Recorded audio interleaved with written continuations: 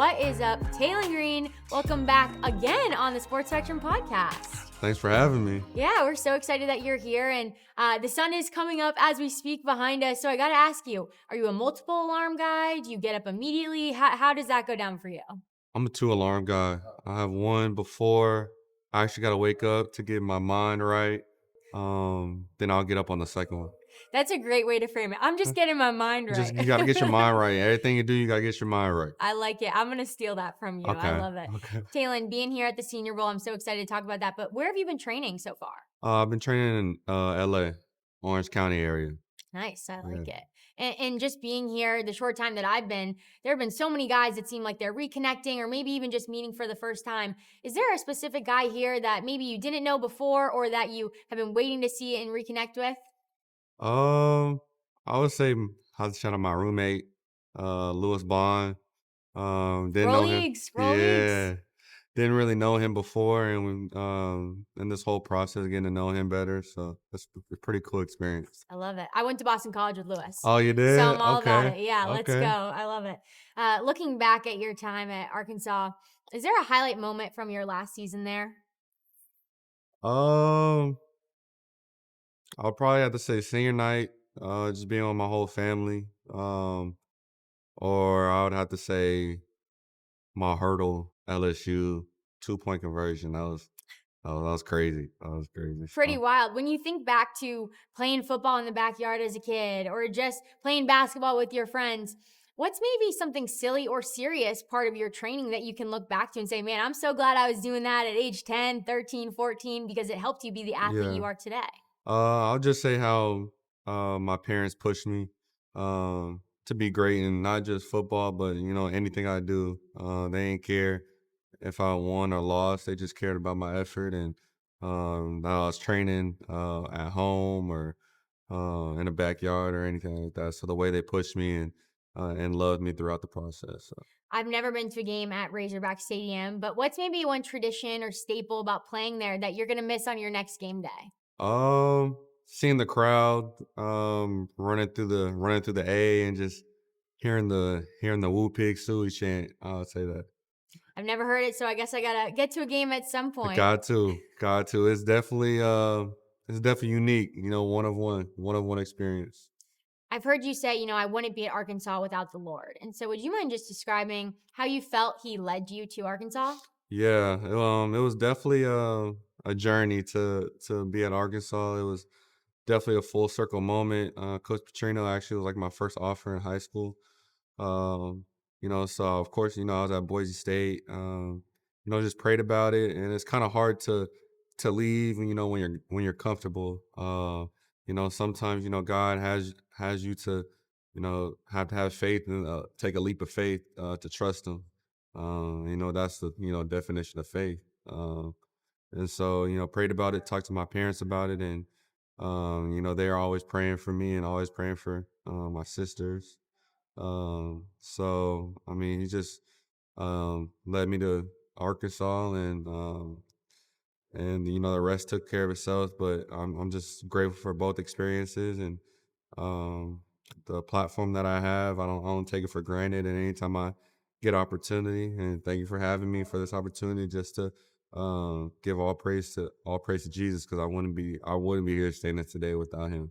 Well, like you said, the support system around you is so important because trusting the Lord is hard, right? It's not Oh, always definitely, easy. And so definitely. when you look back at your maybe faith community and doing life with other believers during college and at Arkansas, what did that look like for you?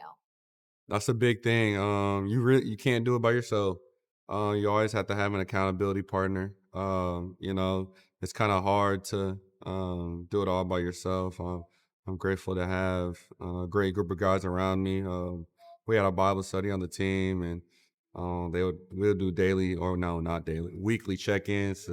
Not just on the field. We weren't even talking about football. We just want to make sure, our mental is straight, and just our, spiritual walk is going straight, because sometimes it can get hard, like you said. But I feel like it's a community, community around.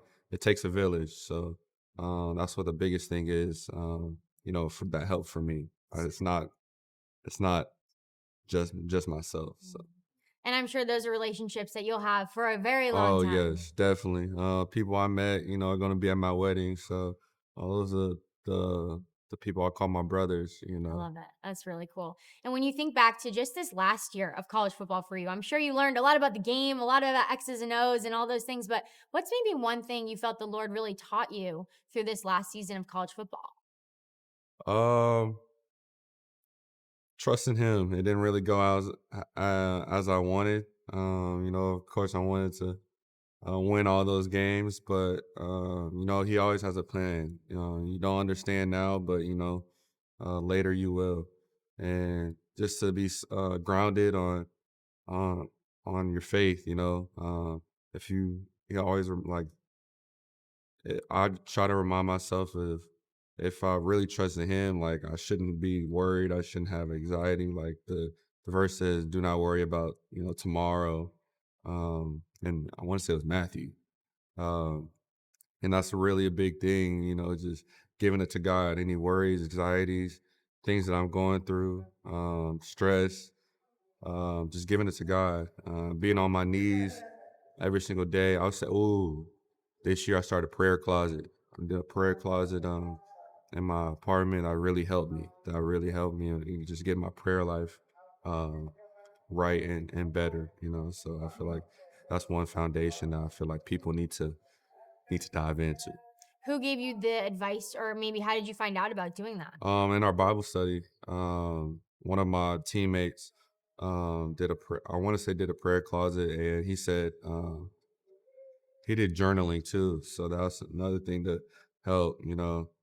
Just everything's just in my mind sometimes, and it helps to just write it down and clear my mind. So I think just the Lord led me to do that, and as Christians, or as Christians, we just gotta obey, and that's all He asks us to do. So Well, that's cool, Taylen, because that's in your last year, and you're still growing and still pursuing still the Lord. growing, And so I yeah. think for young athletes, that is incredible advice and incredible encouragement. And just to look to the future and the things that you're pursuing now, did you have a favorite NFL team growing up? Gotta say, I'm from Dallas, so Dallas Cowboys. All right. And do you have a favorite memory watching them or something you always did? Um, I want to say it was Dak Prescott's like first time playing or starting. Like I remember where I was. I don't know why that's a weird thing, but I was like, I remember the I remember the day. day, and I remember him at Mississippi State and everything. So it was definitely a weird game, I guess. So I'll say that. Hey, that's a cool memory to have, a little timestamp on his career. But as we look forward, the Super Bowl is coming up. Do you have the Seahawks or the Patriots? I think the Seahawks are gonna pull it off. I think so. I think so. All right, I like it. Well, Taylen, thank you so much for sitting down with us. I know it's early and you got a lot Oh, going it's on all this good. week, but we're so excited to share your story and cheer you on. Thanks for having me.